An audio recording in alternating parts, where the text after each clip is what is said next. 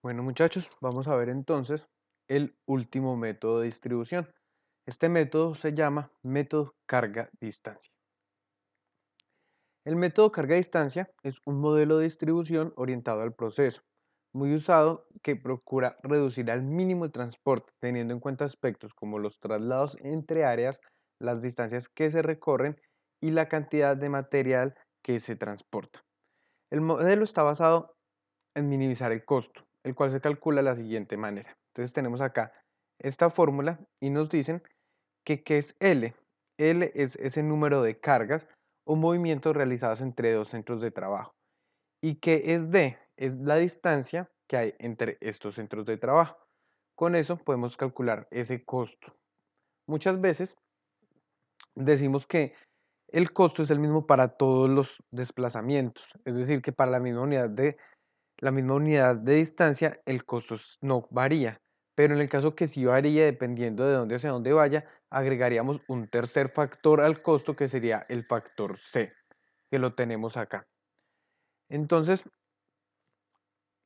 vamos a pasar a ver un poco más cuáles serían los pasos que tendríamos que desarrollar para este método de carga a distancia. El primero es calcular todas las cargas o cantidades a desplazar entre las estaciones de trabajo. El segundo es calcular todas las distancias y se aplican los costos. El tercero es ejecutar la ecuación para hallar el costo total.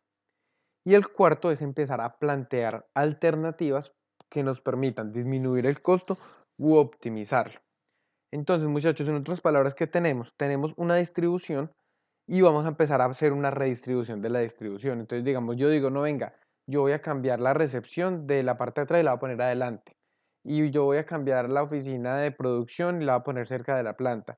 Es decir, que yo empiezo a hacer ciertos cambios y empiezo a medir esos cambios cómo repercuten en mi costo. Obviamente, yo no cambio porque sí, yo cambio porque eso me va a disminuir, porque yo veo que con eso voy a lograr atacar el problema del costo. De ahí la importancia de la mirada de ustedes como ingenieros industriales a la hora de tomar una decisión dentro del método relacional. ¿Por qué? Porque acá hay una parte muy importante que es ustedes dar la mirada de qué es lo que más conviene para la organización. Entonces tenemos un ejemplo y es una compañía que tiene un almacén. Este almacén es un almacén de distribución mayorista y recibe pedidos de contratistas para la construcción de gabinetes de cocina y de aparatos electrodomésticos. Los productos se hallan almacenados en la bodega y se sacan según se requieren para surtir cada uno de los pedidos. Los productos de cada pedido se transportan en un montacargas hasta un área central, donde se empacan para enviarlos al contratista. Cada pedido completo se lleva mediante el montacargas desde el área de empaque hasta el andén de recepción y embarque. La figura 1 es un diagrama de la instalación existente.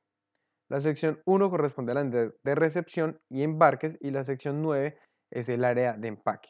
Las otras 14 secciones son las áreas de almacenamiento para los diferentes tipos de electrodomésticos y gabinetes. Entonces, ¿qué tenemos, muchachos? Tenemos esta distribución. Como pueden observar acá, tenemos 14 áreas de almacenamiento y tenemos un punto 1 que es donde se reciben y se envían los pedidos y un punto 9 que es donde empacamos según los pedidos de nuestros contratistas. Entonces acá nos dan los flujos de manejo de materiales desde el área de empaque y desde todas las otras áreas hacia el área de empaque y desde el área de empaque hacia la recepción y embarque. ¿Qué pasa, muchachos? Nosotros acá podemos modificar cualquiera de los órdenes que están planteados en esta figura, exceptuando el de donde está el parque de recepción y exceptuando el área de empaque. De resto, nosotros podemos reubicar todo como consideremos necesario. Además, nos están dando los flujos promedios anuales entre los departamentos. Entonces, nos está diciendo un promedio anualmente, por ejemplo, del departamento 2 al 9 van 500, como pueden ver acá. O del departamento 13 al 9 van 240 y así sucesivamente. Finalmente nos dicen que el flujo de carga del departamento 9 al 1 es de 2500. Ya teniendo esta información, nos dicen que procedamos a evaluar una distribución diferente que nos permita disminuir el costo. Entonces ustedes dirán, bueno, Alejo, cuando vimos los pasos nos hablaba primero que tenemos que hallar estas cargas, ya las tenemos, pero también nos hablaba de las distancias. Entonces tienen toda la razón. Aquí en este cuadro podemos encontrar todas las distancias. Entonces acá ya vemos en la primera columna las distancias entre un punto y el otro. Acá tenemos la información que nos dieron con anterioridad, que es cuánta carga hay de un punto al otro.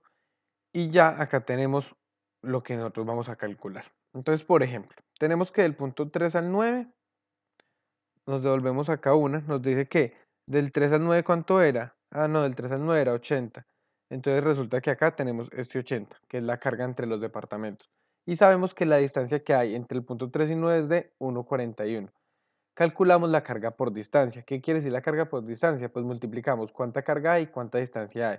Y esto nos da 112,8.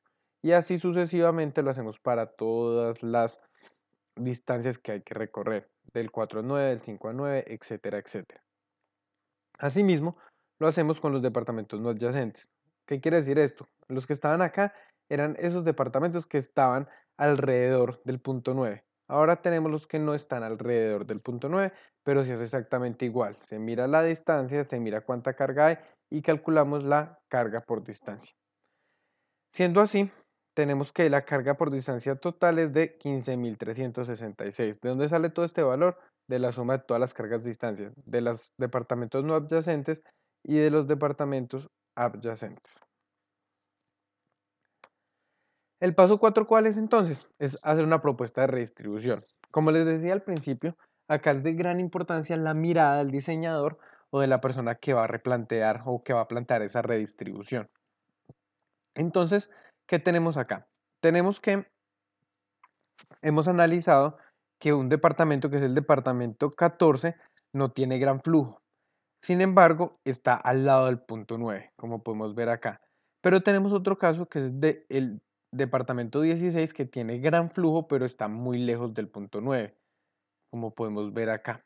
Entonces ahí planteamos ciertos cambios. ¿Cuáles son los cambios que tenemos? Queremos pasar el 13 a donde está el 14 ahora, el 14 a donde está el 16 ahora y queremos pasar el 16 a donde está el 13 ahora.